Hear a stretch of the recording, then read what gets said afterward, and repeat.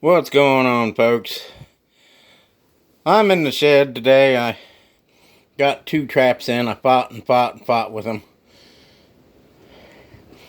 Got my thumb in the trap, right on the dang thumbnail. Luckily it wasn't very bad, but it's tender.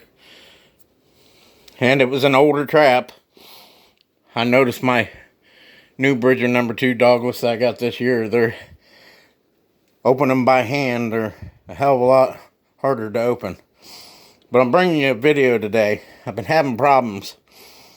I like to set my traps where they're the lightest they can be, because a lot of guys, they don't want to catch possum, they don't want to catch coon in their footholds. If I do, I do. I mean, that's why you're after them in the first place, is to catch them. So it doesn't matter whether you catch them in your footholds or you catch them in your DPs. I mean, yeah, I prefer my DPs because they're a hell of a lot easier to redo. But here's the thing. I let mine flop where they wouldn't stand up by themselves. They will not stand up by themselves. You see that? That's when you open them up and you got your pan laying on the jaw. When you put your trap down in your bed, you got to wiggle it back and forth like this, and you got to push down. At least I do. I push down as hard as I can and get it seated in there. But when you're pushing down on the levers or even the jaws, this pan is so flimsy floppy that it falls once you put pressure on that. And you take the pressure away from it, your pan falls and the trap is going off on me. That's how I got my thumb in the trap.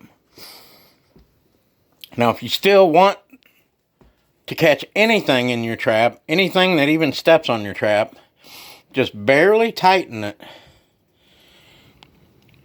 It's 5/16 on both sides. So get you a 5/16 ratchet, a small one and a big one, whatever. I tried one of these, but I couldn't hold it. You're going to need 2 ratchets. I have a small 3/8 and then a 7/16. So, and they're both 5/16 on both sides and the bolts. And you're going to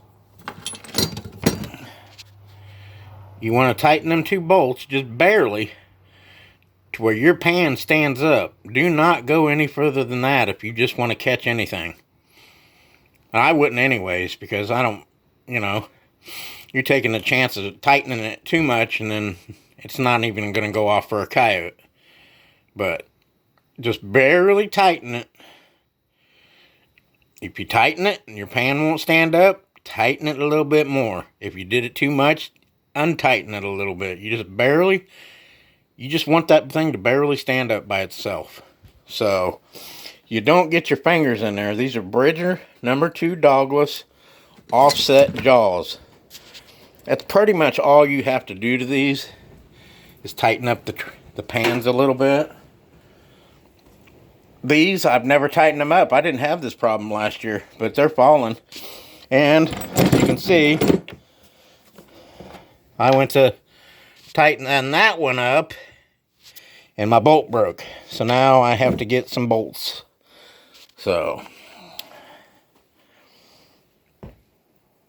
I guess after so many years of being in the ground and vinegar and water and being in the ground and vinegar and water, it was probably seized up and it rusted and broke it. So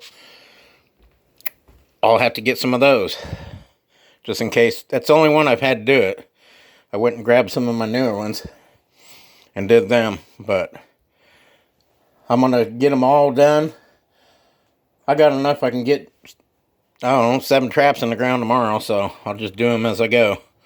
But I just wanted to bring this video to you. Tighten up that pan just a little bit. I used to like mine just flopping, but that ain't good for your fingers. I mean, it got right on the thumbnail. So, but I had gloves on, so I got lucky. So, just a little tip to you new guys, or even though, I mean, I've been doing this for 5 years and I'm still learning. So, I learned you don't let your pan flop. When you push down on it, your pan falls and your jaw comes up and gets your fingers. So, share this. Anybody that works with the Bridger number 2 dogless offset jaws, I just love these. I've really never had a problem with any of them until that bolt there, but those are probably 4 years old. So, weather does a number on them. But everything else, I've never had a problem with. I just love these. So, there's your little tip. Hit that subscribe button. Hit that bell. Leave me a comment. Tell me what you think. Later.